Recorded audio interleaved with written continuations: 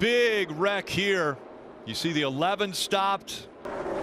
He's really slow. Contact now down the racetrack in front of. Yeah, Parker Retzlaff doesn't see him. Yeah, he was following another car. I didn't see that in the original view. So Parker, he should have stayed up against the wall, not come down the racetrack, but clearly some kind of damage where he's not in complete control of his car. You know, when you have an incident, you want to just stay in a lane so everybody knows where you're going. But even though Jeff Burton said Anthony Alfredo's a good driver and this was an honest mistake, or maybe he didn't even realize there was oncoming cars behind him, this is still one of the dumbest moves that Anthony Alfredo could have pulled. During the Indianapolis race after he was crashed, he pulled down the racetrack and collected 2 other vehicles as they had nowhere to go. This is one of the most boneheaded moves by any race car driver I've ever seen, and I hope Anthony Alfredo can learn from this and never do this again. And a spin in turn 2, and it's Kyle Busch. And it's down. The right rears finally blew out on him. I don't think he's the only one. Denny Hamlin was in trouble getting into 3. We're going to go Kyle backwards. Busch becomes the next caution at lap 123. Check this out, Kevin. Slowly pull down. They'll start splitting to the top here.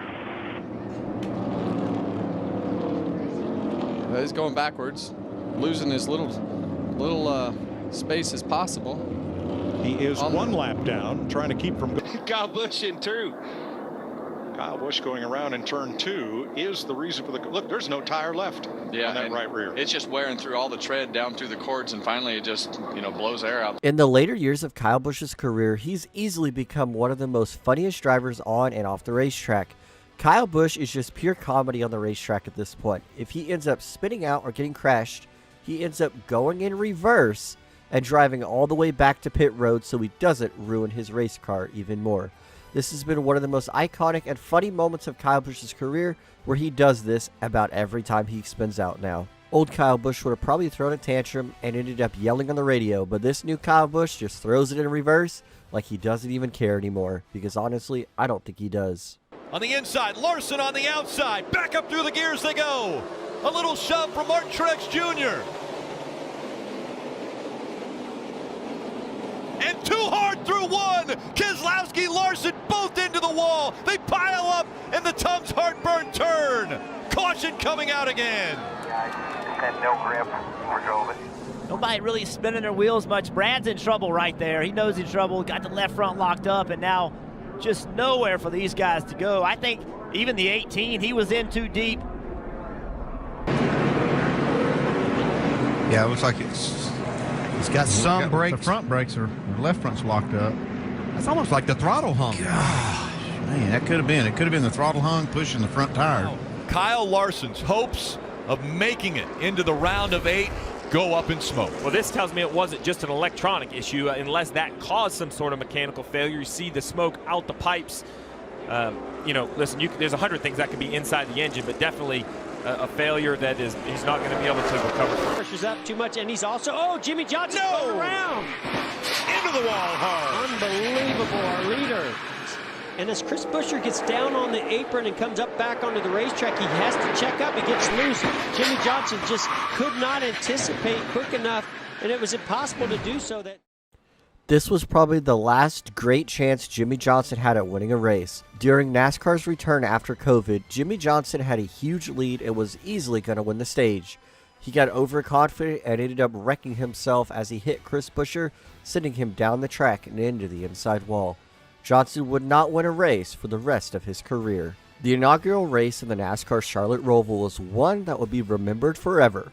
And one of the most iconic moments from that race is when Brad Keselowski restarted as the leader, overshooting the first turn on the restart, sending multiple cars head-on into the wall. This crash was just so iconic for the Charlotte Roval, and that it became one of the most treacherous corners in NASCAR ever since. Oh, Jimmy! Trouble! Kenseth in the wall, Biffle in the wall, Kenseth spins into the pack!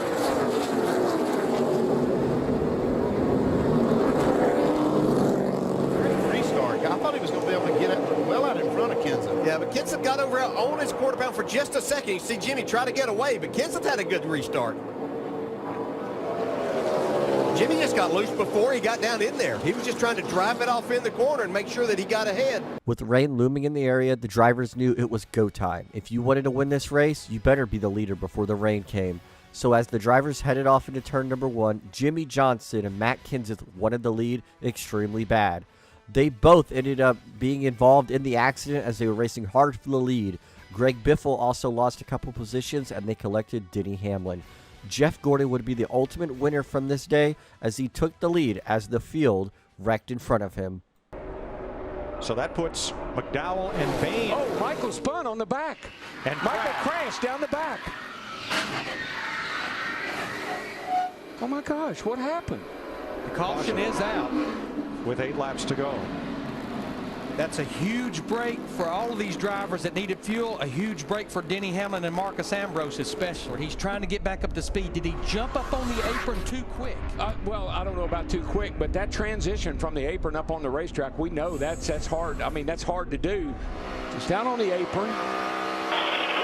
Keep digging there, packed just out the end of pit road. When he came up on the racetrack, the thing just jumped around with him. This is probably the most random crash in Michael Waltrip's entire career. When trying to merge back up onto the racetrack, he ended up getting loose and overcorrecting, crashing in the Gatorade 150s. The Gatorade 150s are the qualifying duels to qualify your way to the Daytona 500, so this was even more random of how he crashed by himself. This summer, beat the heat with style with Coofandy. Whether you're hitting the beach, heading to the racetrack, or just cruising around town, Coofandy has the best shop to buy clothes this summer. If you're looking to support Coofandy, they even have a NASCAR selection of Joe Gibbs Racing Christopher Bell apparel, so check it out on their website. And speaking of staying cool under pressure, Christopher Bell knows a thing or two about that, and Coofandy is actually sponsoring him this season. So if I were you, I would get some Coofandy merchandise and go root on Christopher Bell. Coofandy has some amazing options and outfits to wear, just like this amazing sweatshirt. I wear this all the time, especially when I'm editing because it's so comfortable. You know who also wears this? Christopher Bell. So go ahead and go to Coofandy.com and pick up yours today. 7 car, Stephen Wallace in the 66, and David Stremme in another car owned by Rusty. Oh, we got a spin. It's a tap for Wallace. Right behind you. Oh, the big one in turn 1, heavy contact, cars in the wall, Stephen Wallace heavily damaged. There comes Kyle Krisiloff down, David Rudiman involved. See the intensity level coming up on these guys. We saw Mike Wallace look like he was going below David Rudiman right here, but they ran up on a slower car. Wow. Right. Man. That's Kevin LePage's 61 that Carl Edwards went up across the back of. And then it all broke loose behind him. Cars slipping and sliding. Kelly Byers involved. Brad Keselowski, watch again. Oh, you see what happened here. This 61 was not up to speed, and it's almost like, these guys moved over and didn't see him. This has to be the worst way to ever merge back up on the racetrack besides the Michael Waltrip one that we just saw. Kevin LePage merged with the entire pack of over 180 mile-per-hour cars racing towards him. He merged right in front of them, collecting a massive accident, ruining so many people's days. The worst part about this, he even blamed his spotter for the accident. This is probably the worst way to go about it, and Kevin LePage will be remembered as the guy who started the big one, being a lap down, merging back up across the racetrack at Talladega. Or maybe there's more to it. This is off turn 4.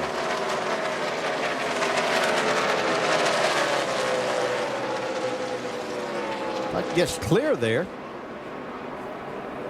And she gets in on the bumper, but just doesn't get off of him. Right there where you're talking, and you just turn it left and lock it down. And she had a chance to not go up hit that wall if she just stayed on the brakes and kept it down there. It's like she's trying to save it and just kept driving it until it hooked to the right.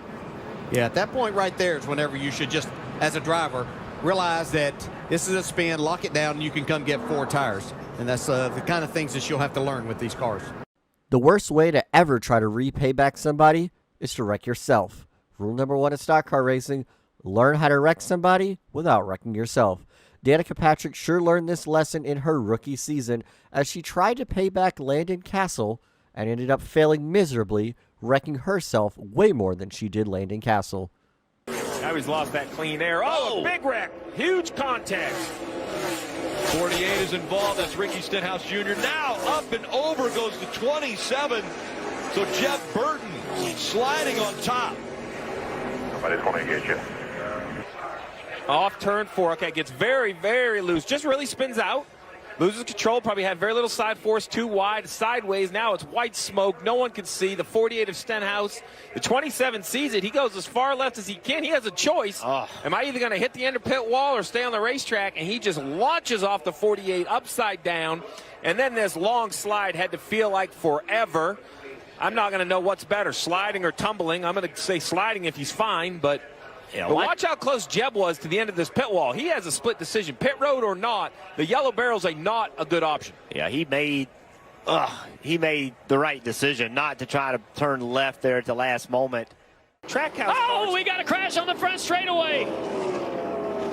The 20 car, Christopher Bell, and the 1 get together, coming off a turn 4. Christopher Bell. I'm going to take you back up. Slow down. At that point, I know the 20 didn't mean to wreck himself, but right here, he comes low to block, and then he just comes up like the 1's not there. Yeah, I just think this car, it's a little bit harder to see out of. Ross trying to go to the outside of the 20 here. Got a good positioning. He goes to the outside, and the 20 trying to protect that position up the racetrack. And Ross had just come out on tires, was trying to get back by the 20, and Christopher Bell just. I think he's done. I tell you what, he won't turn no more. I'm just going to walk off. Well, I don't like that at all. He could have done a better job of getting that out of the way. Now it's in the way of the 24. Just got out and walked off. I know the frustration and I get it, but you got to do a little better job than that. Kyle Busch had one of the most funniest ways of exiting his race car after being crashed out of the 2022 Darlington race. He ended up parking it right in front of the entrance to the NASCAR garage area and just left it and walked away. This is just pure hilarious and comedy by Kyle Busch. Robby Gordon had one of the most BS interviews I've ever seen. He obviously was lying in this interview and lied that he brought out the caution on purpose to help him out in his race. He threw something out of his window to bring out a debris caution, and it worked. But Robby Gordon was also fined and docked points after this incident, and he probably never will do that again. So, top 10 finish for you. Great night for you. We were looking at some debris possibility coming out of your car, roll bar padding, anything like that going on? Not that I'm aware of. We had a good run tonight. We broke a diff late in the race and had a shot at probably better finish than 10th. So I'm pretty happy with the run we had tonight. And we're looking for, okay, Rob, we're showing it now here just so you can get a look at it. Can you guys run it back one more time because we didn't have it right in here. There you go. I'm messing up his hauler here. Robbie, there's your car. Does this what'd you see? Back it up one more time, guys. We just get Robbie to get a good look at this. Keep going. Keep going back. Back, back, back, back. We just want you to take a look because we're trying to figure out. It may have been something you ran over as well. Might have been something I run over because I definitely didn't throw anything out the window, so I don't know. Okay, we appreciate it. Top 10 run for you tonight, though. Yeah. Let's roll it out and check it out. Looked like it came out from the back of the car, actually. Okay, how did you guys have been lucky dog a couple times tonight. I mean, it was a great comeback for you guys. Yeah, we had a really good night. We lost, we had one bad pit stop. We lost a lap with that, and that hurt us. And, we had a good car. We had a top 10 car all night long. Just started last, and it was hard to get all the way back to the front. Great. We appreciate you taking the time, Rob. Thanks. Bill? Need a Zamboni machine for this. Oh, man, I tell you what, I've heard of the Snowball Derby, but this is like it may wind up being the Snowball Derby. I haven't. You and Darrell Waltrip. I know Jamie McMurray is with us. Yeah, there's a groove. You're talking about looking for a groove on the track, Jamie? How about that? So, what's the worst conditions you've ever run a race in? Well, I guess actually probably the Daytona 500 this year. He has dialed his race car in, running in the 10th position, but Steve Meal also said, those days at Pocono in the morning when the fog is out and it's a little too early to get out on the racetrack, I feel like we're at Pocono because it is foggy. It does look like Pocono. Look at that crowd of race fans. They're a hardy bunch, having waited it out in the fog to see their favorites run. Kent leads Bodine down toward turn number 1, and you can't see turn 3. At the other end of the straightaway, there's still a bit of a fog bank up at that end. You can see the fog now over the racetrack, and NASCAR is talking to the teams, talking to the spotters, and it's all about safety here. The drivers can see just fine. The problem is that the spotters high atop us on top of the main grandstands here in NASCAR, who control this race up here just a few feet from us in the control tower, want to make sure they can see, and their spotters around the racetrack who watch for debris, etc. on the track can see as well. So what they're going to do right now is bring the cars down pit road just for a couple of minutes.